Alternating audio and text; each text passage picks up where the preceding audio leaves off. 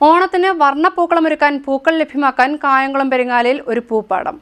കായംകുളം പെരിങ്ങാലിൽ പാട്ടത്തിനെടുത്ത ഒരേക്കർ പുരയിടത്തിൽ കായംകുളം പെരിങ്ങാല രാജീവ് ഭവനത്തിൽ രാജേഷ് പൂക്കൃഷിയിൽ വിസ്മയം തീർത്തിരിക്കുകയാണ്.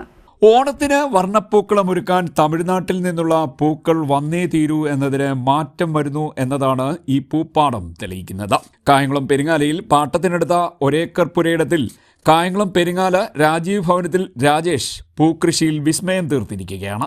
ഏകദേശം 5000 മൂട് മഞ്ഞയും ഓറഞ്ചും നിറങ്ങളിലുള്ള ബന്ദിയും 3000 മൂടിലധികം വെള്ളയും പർപ്പിൾ നിറത്തിലുള്ള വാടാമുല്ലയും ഇവിടെ കൃഷി ചെയ്തു വരുന്നു. തുടക്കത്തിൽ പ്രതികൂലമായ മഴയുടെ ബുദ്ധിമുട്ടുകൾ നേരിടേണ്ടി വന്നെങ്കിലും മികച്ച പരിചരണത്തിലൂടെയും മികച്ച വിളവ് തന്നെ നേടിയെടുക്കാൻ കഴിഞ്ഞുവെന്ന് രാജേഷ് പറഞ്ഞു. ഓണക്കാലത്ത് പൂക്കളോടൊപ്പം മികച്ച ഒരു അനുഭവം പകരുവാൻ തന്റെ പൂപ്പാടത്തിലേക്ക് എല്ലാവരെയും രാജേഷ് സ്വാഗതം ചെയ്യുകയാണ്. പൂക്കളുടെ മനോഹാരിത ആസ്വദിക്കാനും കൃഷിയുടെ അനുഭവം നേരിട്ടറിയാനും മനോഹരമായ ചിത്രങ്ങൾ പകർത്താനും ഇവിടെ എത്തിയാൽ സാധിക്കുമെന്നും രാജേഷ് പറഞ്ഞു. ആവശ്യത്തിനനുസരിച്ച് പൂന്തോട്ടത്തിൽ നിന്നും നേരിട്ട് പൂക്കൾ വാങ്ങാനും സൗകര്യം ഒരുക്കിയിട്ടുണ്ട്.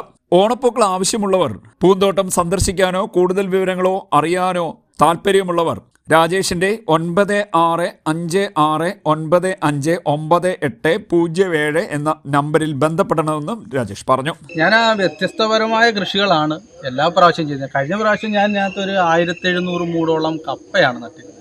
കപ്പ വന്ന് വിളവെടുപ്പ് സമയമായപ്പോഴത്തേക്ക് കാട്ടുപന്നി വന്ന് കുറേയൊക്കെ നശിപ്പിച്ച് അന്ന് ഇതുകൂട്ട് CDHനെ വിളിച്ച് വാർത്ത ചെയ്ത് CDHന്റെ ഭാഗത്തു നിന്നൊക്കെ നല്ല സപ്പോർട്ടീവായിട്ടുള്ള കാര്യങ്ങളൊക്കെയാണ് ചെയ്തത്.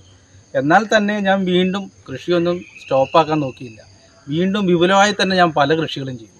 അതിൽ ലാസ്റ്റ് ഇപ്പോൾ ചെയ്തതാണ് ഈ ബന്ദി കൃഷിയാണ്. എനിക്ക് പല സ്ഥലങ്ങളിലായിട്ട് ഞാൻ ഇതുകൊണ്ട് പാട്ടത്തിന് സ്ഥലങ്ങളെടുത്ത് കൃഷി ചെയ്യുന്നതാണ്.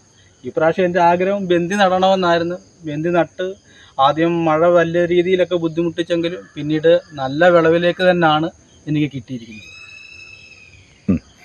എനിക്കിപ്പോൾ ഇവിടെ ഞാനൊരു 5000 മൂട് ബന്ദിയും 3000 മൂട് വാടാമുല്ലയുമാണ് നട്ടത്.